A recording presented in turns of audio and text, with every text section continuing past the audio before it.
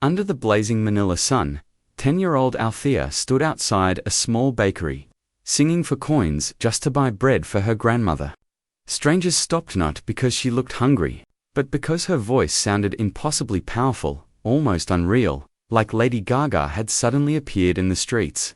No one knew that this little girl, with torn slippers and a voice that could shake the world, would soon be standing on the biggest stage of her life, America's Got Talent. The sun had barely risen over Manila, yet the streets were already alive with the familiar chorus of jeepneys, vendors and children running barefoot between parked tricycles. In the heart of this noise and movement lived 10-year-old Althea, a girl small enough to disappear in the crowd, yet unforgettable to anyone who heard her sing. She didn't wake up dreaming of fame, applause, or bright lights. She woke up hoping that today would be good enough to bring home rice, medicine, and maybe, if luck was kinda sweet, bun for her grandmother. Their tiny home was a rusted metal shelter tucked behind a row of shops, where warm wind carried the smell of street food and distant ocean salt. Inside, her grandmother, Lola Mila, sat sewing old clothes to earn a few pesos. Her fingers trembled from age, and her body carried the exhaustion of too many years of struggle. But her eyes softened every time she looked at Althea. "You are my greatest blessing," she would whisper, and Althea believed it until the day she realized that blessings don't fill empty stomachs. So, every afternoon after school, she would put on her worn slippers, sling her little blue backpack over her shoulder, and head toward the plaza, her unofficial stage. She would stand near the old bakery, because when people smelled bread, she noticed, they slowed down, and sometimes they listened. She didn't beg. She didn't ask for money. She simply sang. Her voice poured into the humid air, big, powerful, full of emotion no child her age should have known. A mix of pain and hope. A voice that didn't match her size. People always turned. At first, they stared because she was young, too small to produce a sound so rich. Then they stared because she didn't sing like a schoolgirl, she sang like she had lived 100 lives. Her voice carried heartbreak, longing, and strength. It soared like a prayer woven into melody. A few smiled and dropped loose change into her backpack. Others recorded her on their phones. Some whispered to themselves, if only someone could give that child a chance. Yet no one asked her where she lived, and no one asked why she needed those coins. They assumed she sang because she loved music. No one imagined she did it to keep her grandmother alive. Every night, after she collected enough coins for rice, she quietly counted them into her grandmother's calloused hands. She never mentioned going hungry so Lola could eat. And Lola never mentioned skipping her medicine so Althea could stay in school. They both protected each other through silencer. Silent pact of love, deeper than words. Still, Althea never once wished for fortunes or for her voice to make her famous. She believed that life didn't owe her anything. With each note she sang, she wasn't chasing dreams. She was holding her world together. One song at a time. But fate has a way of finding those who stand in the fire without asking for rain.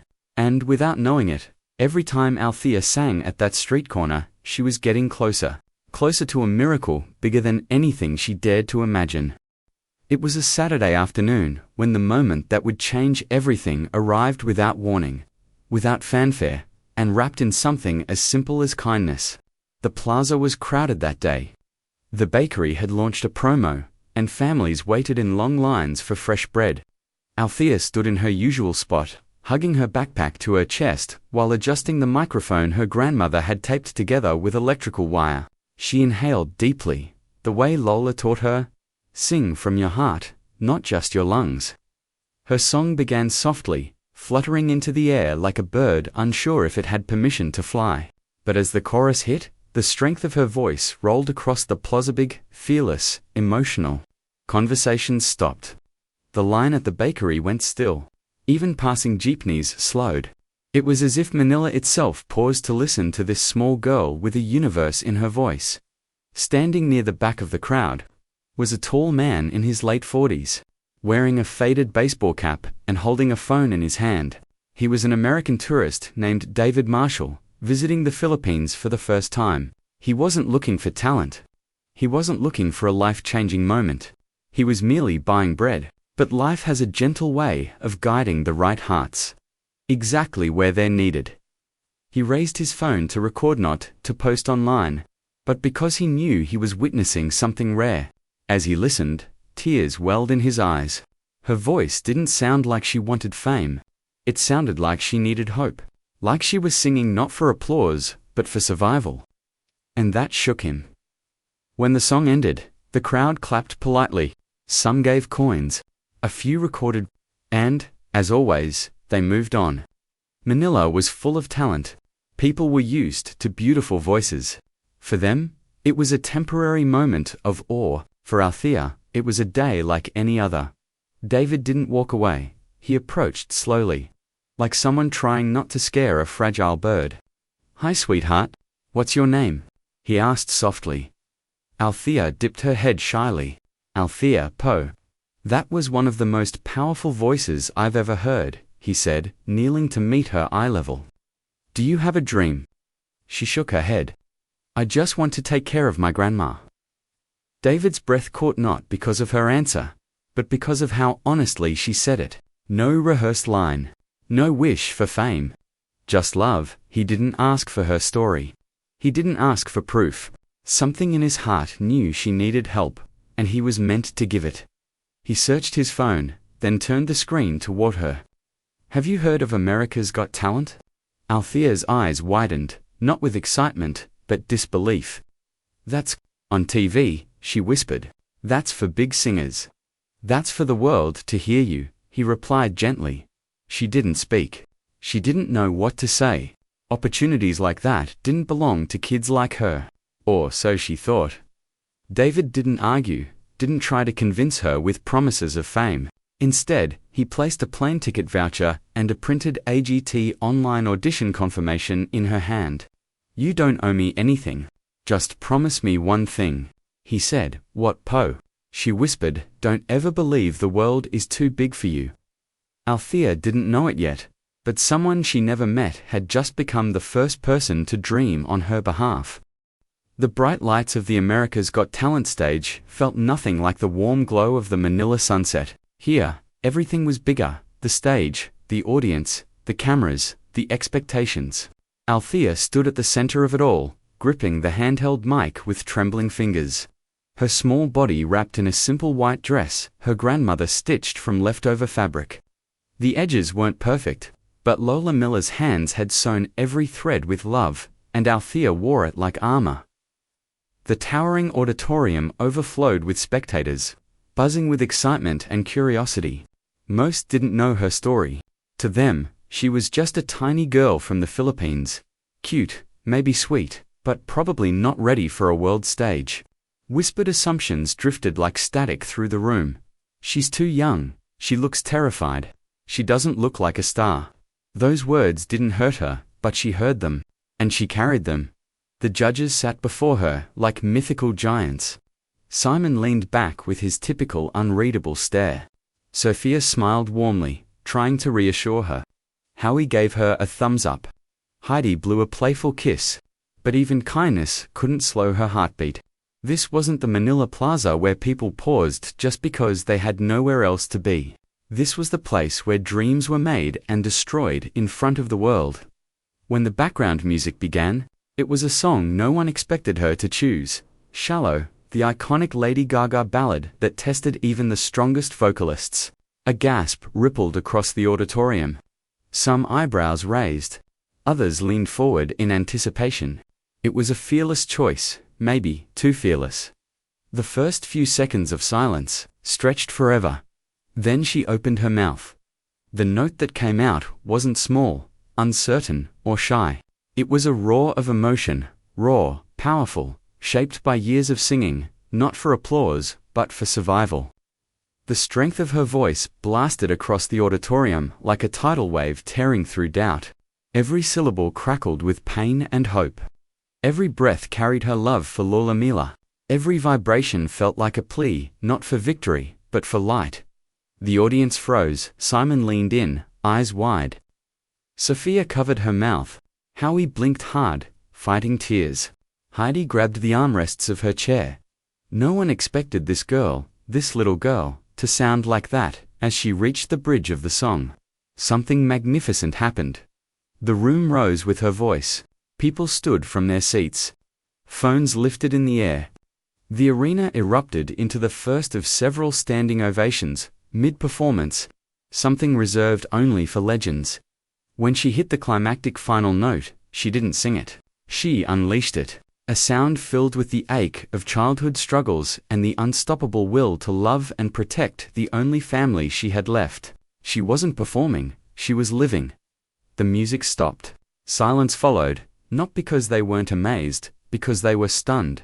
For a full 3 seconds, the world didn't breathe, and then the auditorium exploded. People screamed. Tears flowed. The entire arena shook with applause, so thunderous it felt physical. But in the middle of all that noise, Althea didn't smile, didn't cry, didn't raise her arms. She simply looked up into the golden confetti-filled lights and whispered in her heart, "Lola. Did you hear me?" She didn't know it yet, but millions of people had just witnessed the birth of a miracle. The auditorium trembled with applause, but Althea barely heard it. Her heart was pounding like the rhythm of a drum, echoing the beats of her entire journey. The sleepless nights, the street corners in Manila, the coins clutched in her tiny hands, the prayers whispered into the evening air. She didn't know if she had impressed the judges. All she knew was that she had poured herself into the song with every ounce of love she had for her grandmother. Then, the moment that no one in the audience, and certainly no one on the stage, would ever forget arrived. Simon Cowell leaned forward, his signature poker face gone, replaced by something softer, almost vulnerable. He slowly reached forward and pressed the golden buzzer. A brilliant explosion of gold confetti rained down like sunlight, catching in Althea's hair and on her outstretched hands. The cheers that followed were deafening. The crowd leaped to its feet. Cameras flashed, judges clapped until their hands ached. Althea's eyes widened, tears spilling freely down her cheeks. She had dreamed of helping her grandmother, of changing their small life in Manila. But never, never had she imagined anything like this. This was bigger than her wildest dreams. Bigger than any stage, any applause, any competition. This was a validation of all the times she had sung for love, for survival, for hope itself. But even in that moment of triumph, Althea's first thought wasn't about herself. She turned slightly and whispered, almost inaudibly, "Lola. Now I can take care of you." Her words floated over the confetti, soft but heavier than any voice in the room. It was the purest act of love anyone could witness. A victory, not for fame, not for recognition, but for family. And the audience felt it. The auditorium seemed to exhale in collective awe. Simon, Sophia, Heidi, and Howie looked at her differently now. Not as a contestant, not as a young girl with an incredible voice, but as a force of nature, someone whose courage, heart, and talent had shattered expectations. Sophia wiped tears from her cheeks. Simon shook his head in disbelief, muttering, "I've never seen anything like that in my life." Howie's hand shook as he clutched the armrests, overwhelmed. Heidi simply stared, her smile radiant, as if she had just witnessed history. Althea stood frozen for a moment, confetti settling around her like golden snow. The cheers continued, deafening, relentless. She finally allowed herself a deep breath and a small, shy smile. She didn't raise her arms in triumph. She didn't scream. She simply nodded, bowed slightly, and whispered, "Thank you." It was the kind of thank you that carried the weight of the streets of Manila, the sacrifices of a grandmother, and the dreams of a girl who had never given up on kindness and love. Backstage, reporters and crew rushed forward, eager for interviews, cameras capturing every precious second. But Althea's gaze was still searching for one face. When she finally saw her grandmother on the big screen, tears streaming down her wrinkled cheeks, she ran forward and embraced her tightly. It was more than a hug. It was a bridge between two worlds, a street corner in Manila and the grandest stage in America. It was the moment love triumphed, and the world watched, utterly transformed. Backstage, after the golden buzzer moment, Althea sat quietly on a small bench, her legs dangling above the polished floor. The confetti had settled, the applause had faded, and the chaos of cameras, reporters, and production staff swirled around her like a storm. But she felt calm, almost detached, because in her heart, she had already arrived where she had always wanted to be, with her grandmother, safe, loved, and ready to give back. Reporters crowded around, microphones thrust forward. "Althea, do you realize what you just did?" one asked. "Millions of people saw your performance. Do you feel like a star?" Althea shook her head softly, a small smile forming on her lips. "I'm not a star," she whispered. "I was just singing for love. Singing so my Lola could eat. Singing so people could feel hope." The simplicity of her words stunned the journalists. Here was a girl who could have been blinded by fame. Yet all she thought about was the kindness that had carried her to this stage and the people she loved most. She spoke not of herself, but of the lessons she had learned on Manila's sun-baked streets.